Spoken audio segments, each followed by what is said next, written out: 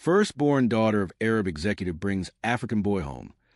What he sees on her necklace leaves him speechless. In a world of unimaginable wealth and privilege, where towers of glass and steel rise from the desert and fortunes are measured in oil, gold, and influence, one story cuts through the glamour to reveal something deeper, an unexpected bond that would change two lives forever. It begins the day the firstborn daughter of one of the wealthiest Arab executives in Dubai, a young woman admired for her beauty, intelligence, and pride, shocked everyone by bringing an African boy into her father's mansion. Nobody knew where he came from. Nobody understood why she chose him. But everything changed the moment his eyes fell on the necklace around her neck. What he saw there, what that symbol meant, left him frozen, unable to speak, and set into motion a journey that would uncover hidden truths, break down barriers of wealth and culture, and reveal a secret powerful enough to shake a billionaire empire to its core. Before we begin, make sure to subscribe to the channel, like this video, and turn on notifications. This helps us bring more inspiring stories like this to you. This is not just a story of riches and privilege. This is a story of resilience, of identity, of the human spirit colliding with unimaginable power. Stay until the very end, because what begins as a clash between wealth and poverty transforms into a revelation no one could have ever predicted. The desert sun burned high over Dubai, turning the skyline into a mirage of wealth and ambition. From a balcony of the Al Rashid estate, one could see the city's iconic towers glittering like diamonds against the sand, each one a monument to power. Inside that mansion of marble and glass, however, something unthinkable was about to unfold. Something that no amount of gold, oil, or influence could have prevented. Layla al-Rashid, the eldest daughter of billionaire executive Khalid al-Rashid, had always been the symbol of perfection. The newspapers adored her. Magazines praised her intellect, and in every private gathering of elites, whispers compared her beauty to royalty. She walked with the confidence of someone born into unimaginable privilege, yet carried the weight of expectations no one outside her gilded world could ever understand. Her father, Khalid, demanded excellence. Her mother, Samira, demanded obedience. Layla was supposed to follow the script written for her since birth. Marry a man of equal wealth, preserve the empire, and never question the boundaries of her family's world. But that afternoon, when the mansion's iron gates opened and she stepped out of a sleek black limousine, she was not alone. Beside her stood a boy. His name, at least what he called himself, was Kofi. He was African, no older than 15, with skin the deep tone of fertile earth and eyes that carried storms of untold pain. His clothes were simple, too simple against the backdrop of her designer dress. His presence alone seemed to make the air shift, as if the towering mansion itself resisted his existence. Servants stopped in their tracks, their trays rattling with glasses of water. Security guards stiffened, exchanging nervous glances, unsure whether to intervene or wait for orders. No outsider of such humble appearance, had ever been brought into this place. And yet here he was, walking beside the daughter of the most powerful man in Dubai as though he belonged. Layla held her chin high, her hand steady on his shoulder, ignoring the sharp gasps echoing around her. She said nothing as she led him across the grand foyer, where chandeliers worth millions of dollars glistened overhead. Every step the boy took left a mark of discomfort, his bare feet tapping softly against imported Italian marble. He had never walked across a floor so clean, so cold, so unwelcoming. But what froze him more than the marble, more than the chandeliers, was the necklace hanging from Layla's neck. It was gold, but not the kind of jewelry one buys at a boutique. Hanging from the delicate chain was a pendant carved into a symbol, an old, almost tribal insignia. To others, it might have seemed like a fashion choice, some exotic design chosen by a girl raised among the elite. But to Kofi, it was not just a necklace. It was a mark he knew from childhood, etched into the fabric of his memory like fire. His mother used to wear that same symbol before she disappeared into the shadows of war and hunger. It was the crest of his people. His breath caught. His lips trembled, but no words escaped. Layla noticed his frozen stare and instinctively touched the pendant with her fingertips. For the first time since stepping through the gates, her confidence wavered. She didn't know what he had recognized in it. She only knew that his silence was heavy, too heavy, as if the entire estate had suddenly collapsed onto his small shoulders. The silence broke when a deep voice thundered from the top of the staircase. Layla, her father. Khalid al-Rashid descended like a storm in human form, his tall frame commanding, his black suit perfectly tailored. His eyes, sharp, calculating, unyielding, locked on the boy. Every servant lowered their gaze. The air itself seemed to hold its breath. "What is this?" Khalid demanded, his voice echoing off the marble walls. "Why is there a stranger in my home?" Layla's heart raced, but she did not flinch.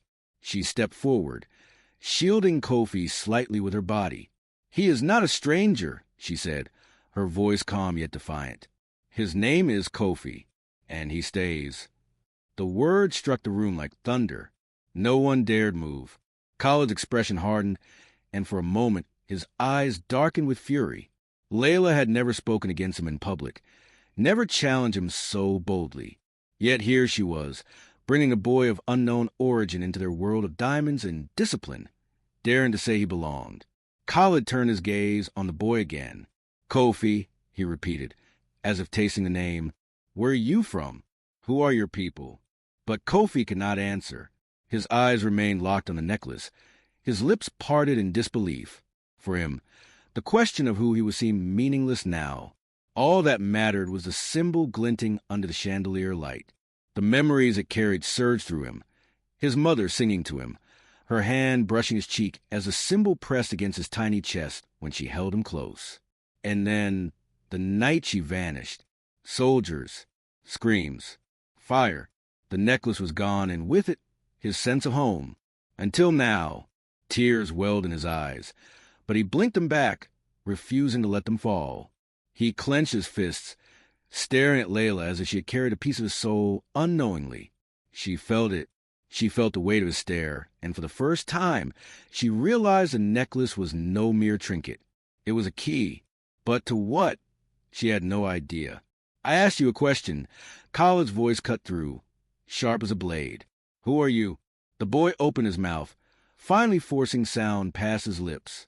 His voice was shaky, but it carried the weight of something larger than himself. "That necklace," he whispered. "It belonged to my mother." Gasps rippled through the hall. Layla's breath caught in her throat.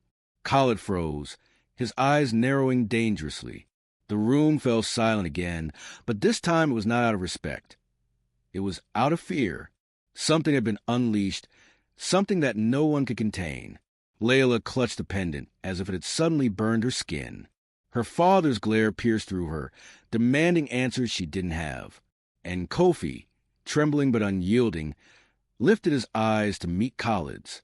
For the first time since entering that mansion, he found his voice, not one a beggar, not one a lost child, but one that carried truth. "She wore it," he said louder, his voice breaking, "the night she disappeared." The hall shook with the weight of his words. Layla staggered back, her fingers trembling on the pendant. Khalid's jaw tightened. The servants whispered in the corners, unable to stop themselves. The billionaire's empire had been built on secrets, on deals hidden in shadows, on sacrifices the world would never know. And now, with a single necklace, with the trembling voice of an African boy, one of those secrets was clawing its way into the light. Khalid took a step closer, his face a mask of rage and confusion. Layla's hand reached instinctively for Kofi's shoulder, steadying him, as if she too knew that their lives would never be the same again. And as the silence deepened, as the weight of the truth threatened to tear the mansion apart, Khalid spoke in a voice low and dangerous. "Tell me," he demanded, his eyes narrowing like steel, "who sent you here?" The boy's lips parted. The truth was about to explode. The boy's word hung in the marble hall like smoke. "That necklace belonged to my mother." Khalid al-Rashid's face, carved in stone, did not move. Only the tightening of his jaw betrayed the storm brewing beneath his composure. The guards froze, their eyes flicking between their master and the trembling boy who dared to speak of family in this house of wealth and secrets. "No one sent me," Kofi added quickly, his voice gaining a fragile courage. "I came because I saw her wearing it." The weight of the silence pressed on Layla. Her father had never been contradicted. let alone by a child from the streets. Yet Kofi's eyes stayed locked on the pendant, as if it held his entire life. She touched it with trembling fingers, suddenly aware that the chain she'd worn for years was not just decoration. "Explain yourself," Khalid demanded. His voice was low, dangerous. Kofi drew a breath, steadying his hands. "Months ago, I saw a magazine on the docks. Your daughter was at a gala. She was smiling, dressed in gold. But it wasn't her I saw first. It was that symbol."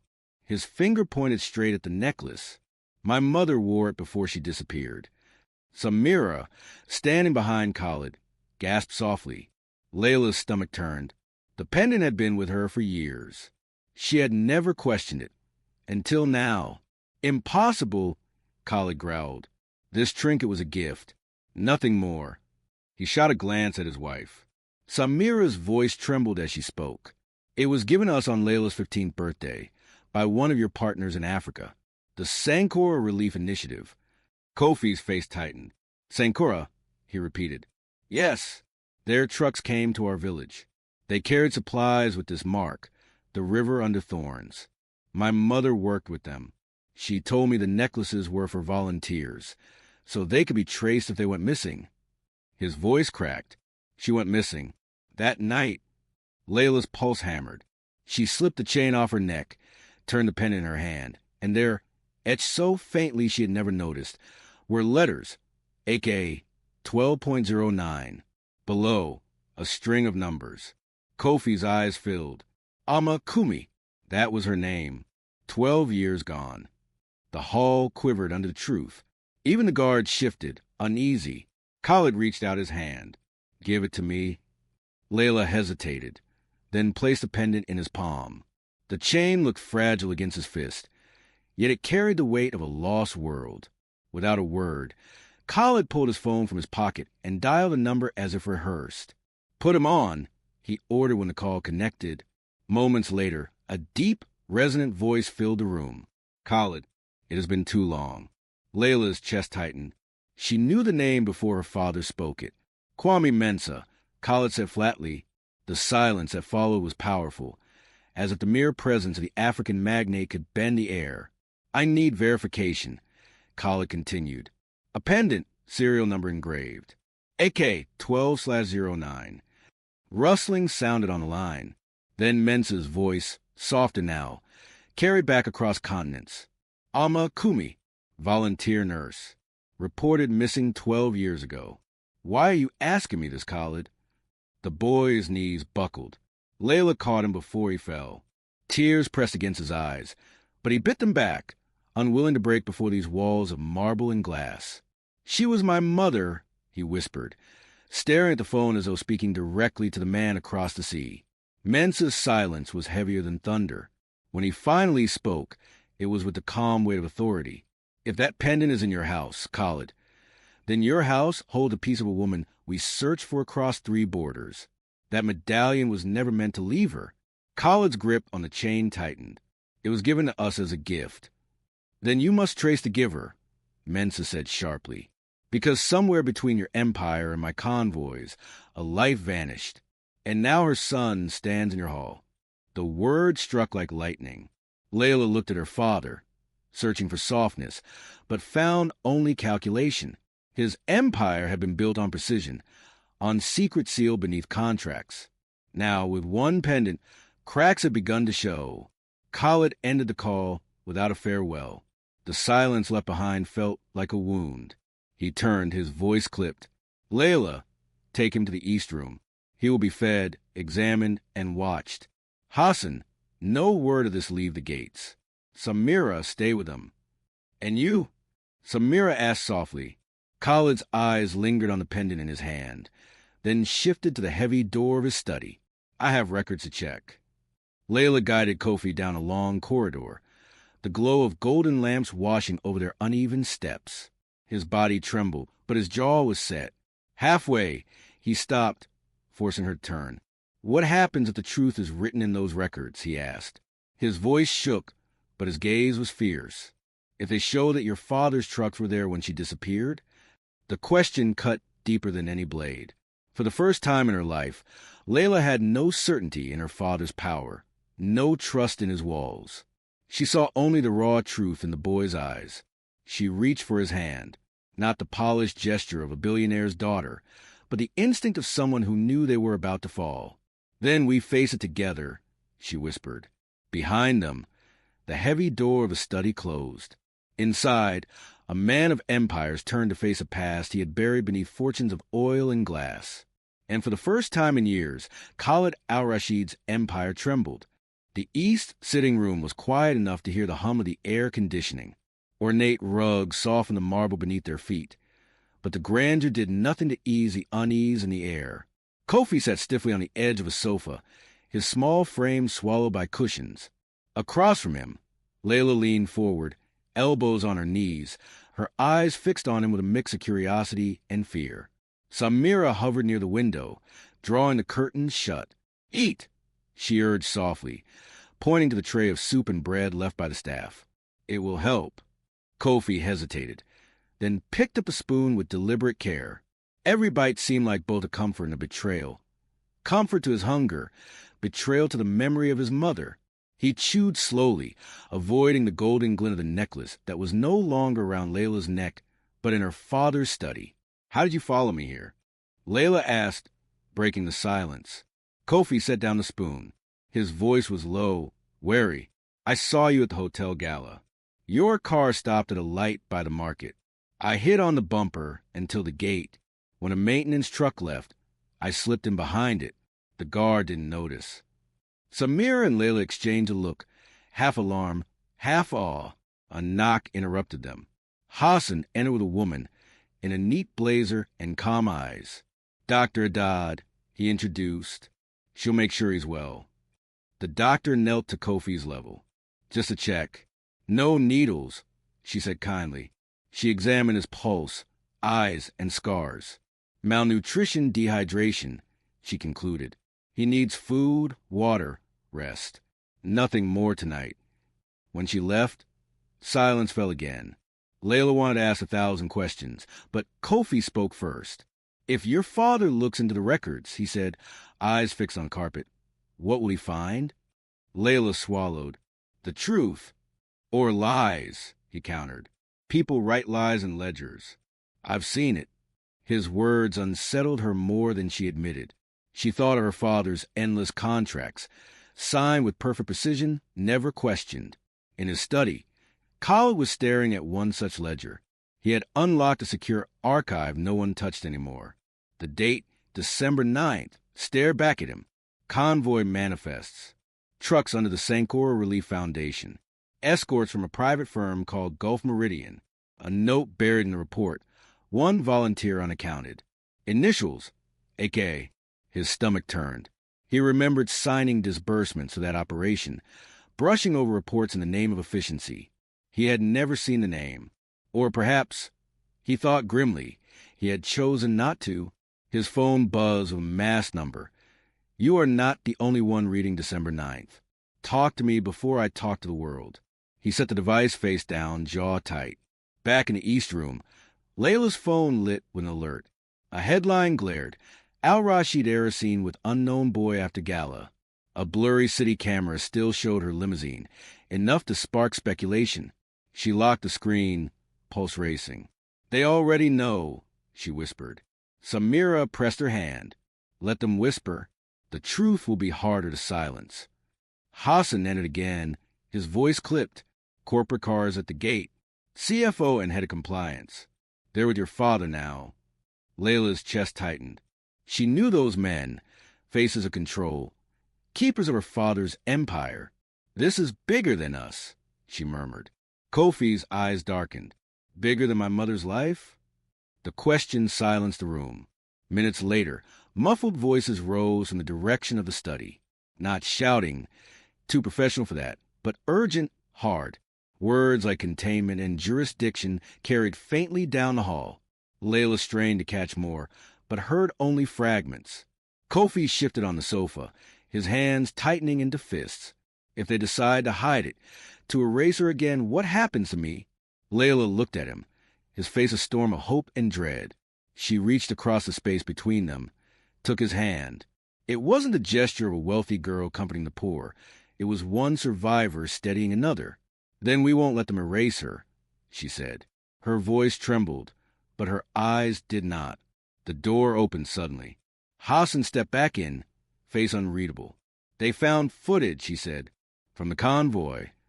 Kofi shot to his feet. "My mother?" Hassan's throat bobbed. "Yes, a woman with a pendant helping a child into an ambulance. The image is blurred, but the chain glints in the rain. She's there." Layla's breath caught. Relief warred with dread. "And," she pressed. Hassan hesitated.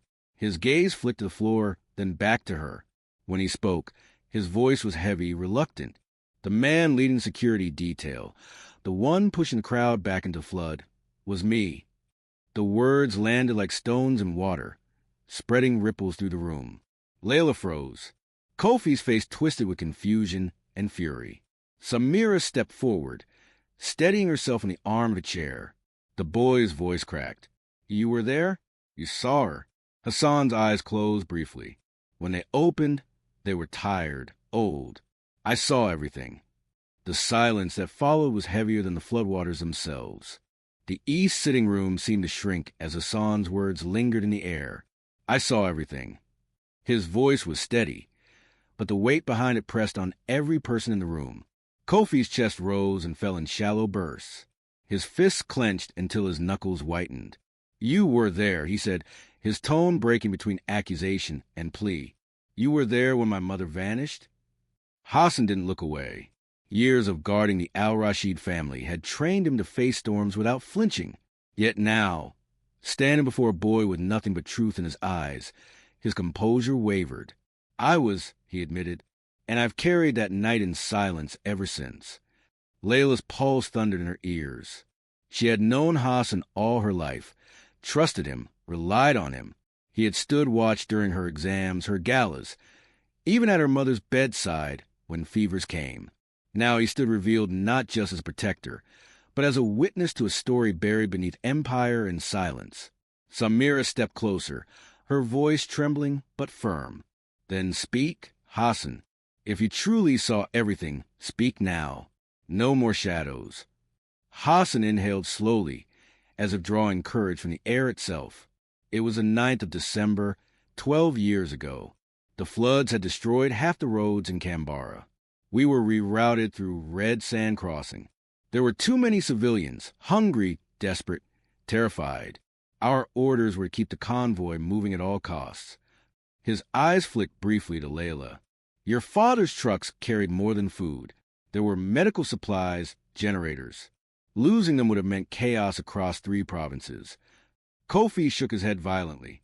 "Supplies mattered more than lives? More than my mother?" Hassan's jaw tightened. "I didn't say that. I only tell you what we were told. The security team, my team, was under contract. We were paid to protect the cargo. The volunteers, the civilians, the children, they were not on the manifest. Not officially." The boy staggered back as though struck. "So she was nothing? Just noise to clear away?" "No," Hassan said quickly, his calm fraying. "She was brave. I remember her face, her voice shouting above the rain. She refused to leave the children. When soldiers fired into the air to scatter the crowd, she lifted you into an ambulance. I saw the chain at her throat glinting as she bent down. And then..." His voice faltered, an unfamiliar break in the man of steel. "And then she was gone." In confusion, smoke from a burning truck, gunfire at the edge of the flood, she was swallowed by it.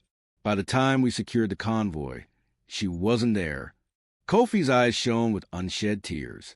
"And you said nothing for 12 years. Hassan looked at him with quiet anguish. "Because I was ordered to say nothing." All eyes turned toward the closed doors of the study, where Khalid al-Rashid and his executives conferred. Layla felt her throat dry. "My father?" "Yes," Hassan said simply. "He told us the operation had to remain clean. No missing persons, no unanswered questions. I was loyal, too loyal. I carried the silence, thinking it was duty, but I've relived that night every time I close my eyes." The boy's voice cracked with fury. You let me grow up alone. You let me believe she abandoned me. Hassan's hand shook. The guard who once looked unbreakable seemed stripped of armor. If I could change it, I would. But I cannot. I can only stand here now and say, she did not abandon you. She fought for you until the last moment I saw her. Layla rose to her feet, her own body trembling. She moved to Kofi's side, placing her hand on his arm. You hear him, she whispered. She didn't leave you. That matters. But Kofi pulled away, pacing the length of the rug like a caged animal. His young shoulders bore a weight far older than him. It matters nothing if the man behind that door still hides it, he said, glaring toward the study. What is the truth if he buries it again? Samira approached Hassan, her eyes sharp. Why now? Why speak now, when silence has been your shield for so long? Hassan straightened, finding steel in his spine again. Because the boy came, he answered. Because the necklace is in this house. And because I cannot live another day pretending it did not happen. Layla's heart hammered. The walls of the mansion felt closer, heavy with secrets pressing to be heard. She thought of her father's power, his reach across continents, his iron grip on narratives. Could even truth survive him? The door to the study creaked open. Khalid stepped out, flanked by the CFO and head of compliance. His face was unreadable, the pendant dangling loosely from his hand. The executives departed silently down the hall, leaving him alone in the glow of the lamps. His gaze swept the room, cold and assessing, before landing on Hassan. You spoke, he said flatly. Hassan did not flinch. I did. And you believe this absolves you? No, Hassan replied. It condemns me, but silence would condemn me more. Khalid's eyes narrowed, then shifted to Kofi. And you, boy, you come into my house with stories, with pain, with demands. Do you know what you risk? Do you know what empire you shake? Kofi stepped forward, his voice trembling but fierce. I don't care about your empire. I care about my mother. If she died because of your trucks, your men, your orders, then the world should know. The tension snapped taut, like glass on the edge of breaking. Layla held her breath, watching her father, searching for even a flicker of humanity in his stern mask. Khalid finally spoke, voice low. You know nothing of the cost of survival, of what it takes to hold together nations when storms tear them apart. Your mother may have been brave, but brave people vanish in the chaos of history. I cannot change that. Samira's voice, sharp and unyielding, cut through the air. But you can acknowledge it. Her husband turned to her, startled, for the first time in years. She had defied him openly. She stepped closer, eyes burning. Enough walls, Khalid. Enough silence. If this boy has carried the wound of that night for 12 years, you will not bury it again in ledgers and contracts. Khalid's jaw worked, rage simmering just beneath the surface. Yet for all his power, he was outnumbered, not by guards or executives, but by truth, by eyes that refused to look away. The boy stepped closer still, standing inches from the billionaire. His voice was quiet, almost broken, yet it filled the room with more force than any order. All I want is to know what happened to her. Do not tell me she was noise. Do not tell me she vanished. Tell me she mattered. The chandelier above swayed slightly, a draft from somewhere unseen. Khalid stared down at the boy, pendant glinting in his fist, the weight of empire pressing on one side and conscience on the other. And for the first time, Layla thought she saw his mask crack. The chandelier's crystals cast fractured light across the east sitting room. Kofi's words, tell me she mattered, still reverberated. For a moment, Khalid al-Rashid, master of contracts and fortunes, simply stared at the boy who had stormed his fortress with nothing but memory and fire in his eyes. Layla's heart pounded. She had never seen her father hesitate. In boardrooms, at state dinners, under the glare of cameras, he always knew what to say. But here, before an orphan with trembling hands, the billionaire faltered. At last he spoke. She mattered, Khalid said. His tone was flat, but the words cracked something inside the walls of the house. Alma Kumi mattered. Kofi's lips parted, but no sound came. For years he had carried silence as proof of abandonment. Now the silence shifted. It became recognition. Samira stepped forward, eyes glistening, then telling the rest. No riddles, no excuses, the truth. Khaled's gaze hardened, but he did not retreat. He opened his hand. The pendant swung, its chain trembling. On that night, he said slowly, your mother stood against fear. She shielded children, moved them into the ambulance, refused to leave when the convoy was ordered forward. She defied the chaos longer than anyone. His jaw clenched. When the trucks pulled away, she remained. I signed the report. I saw the footnote. One volunteer missing. I told myself it was clerical error, that if I ignored it, it would vanish like the floodwaters. The room shuddered in stillness. Kofi's fists unclenched. So she died. I do not know, Khaled admitted, the words bitter in his mouth. No body was recovered.